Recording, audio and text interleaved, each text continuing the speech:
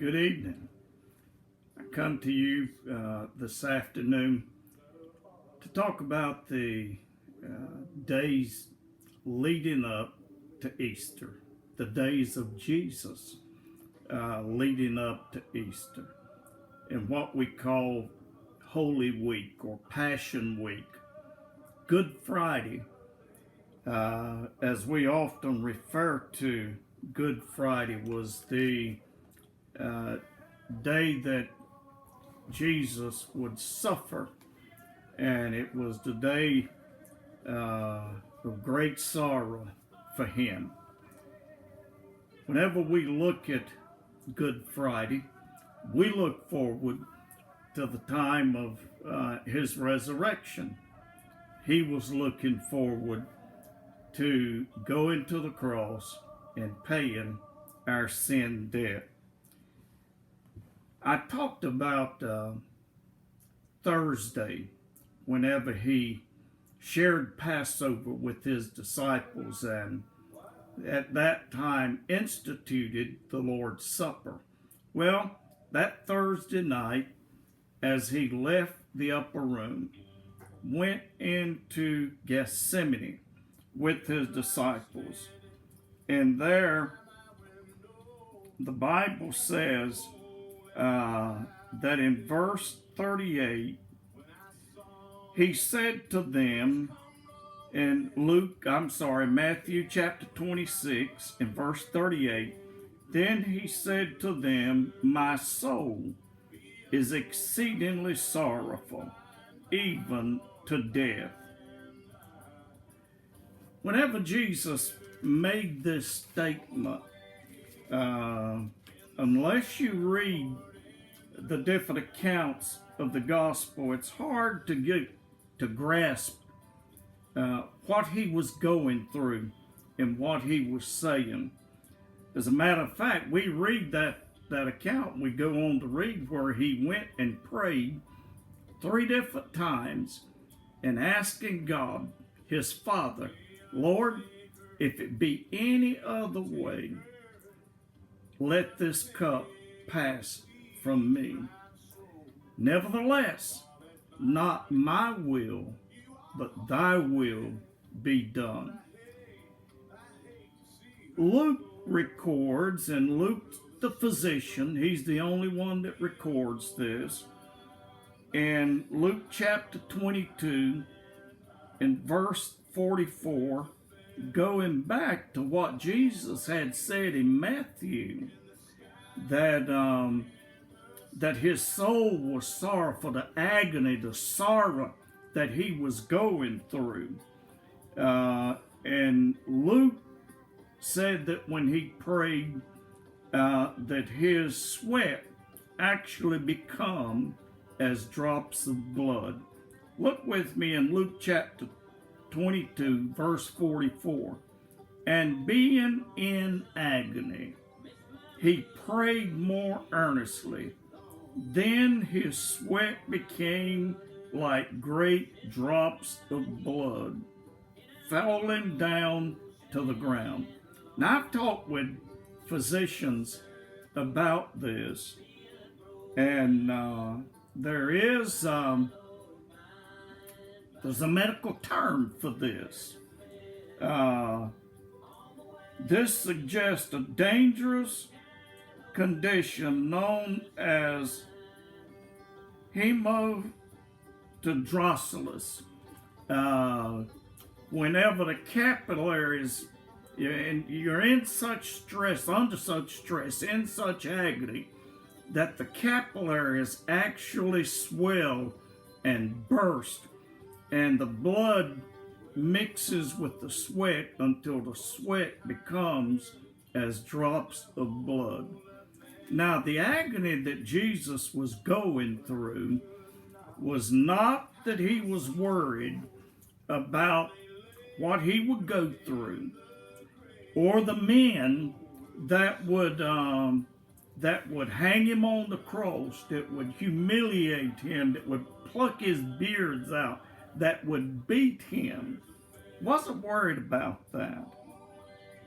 And Matthew chapter 26, verse 39, he went a little farther and fell on his face and prayed, saying, O my Father, if it is possible, let this cup pass from me. Now, whenever we look at what is taking place now, this is Thursday night going into Friday. He knows what he's got to face Friday and Saturday, but here's how he approaches it. His anguish had nothing to do with fear of men or the physical torments of the cross. He was sorrowful because within hours the full cup of divine fury against all of sin would be his to drink.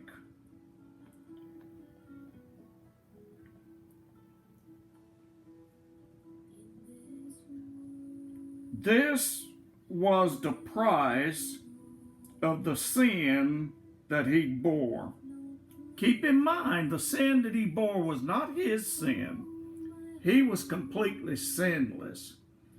But he had imputed his righteousness, his holiness to us. And all of his sin, all of our sin, the sin of the whole world, had been imputed to him. So the cost of sin, all the sin of the world, the price of sin that he bore, and he paid it in full. His cry of anguish in chapter 27 in verse 46 reflects the extreme bitterness of the cup of wrath that he was given. In Matthew chapter 27 in verse 46,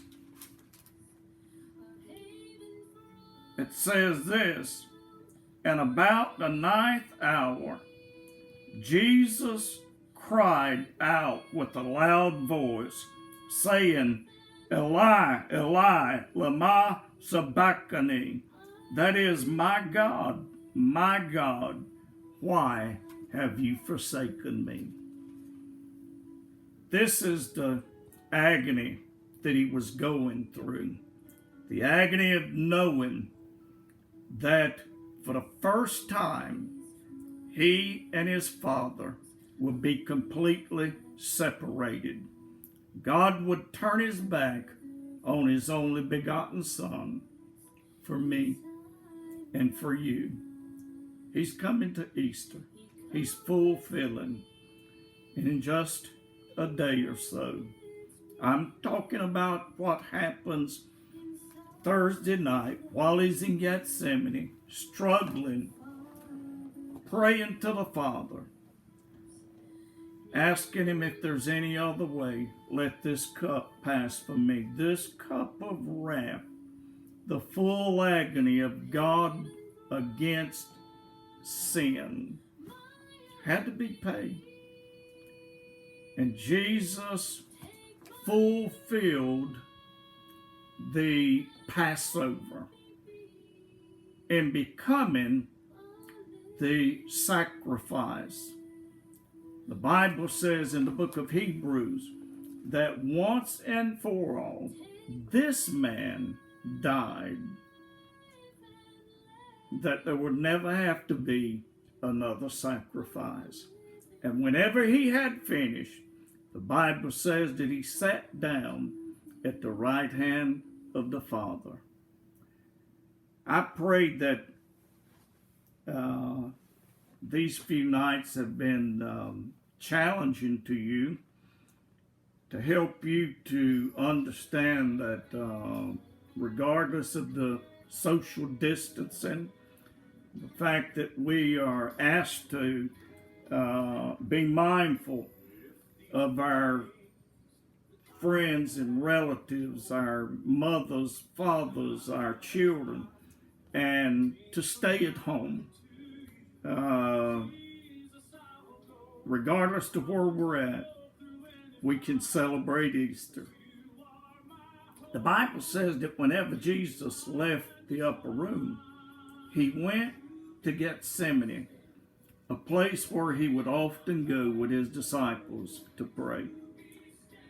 Maybe you've got a favorite place that you like to go to be alone with God. And tomorrow, as you celebrate Easter,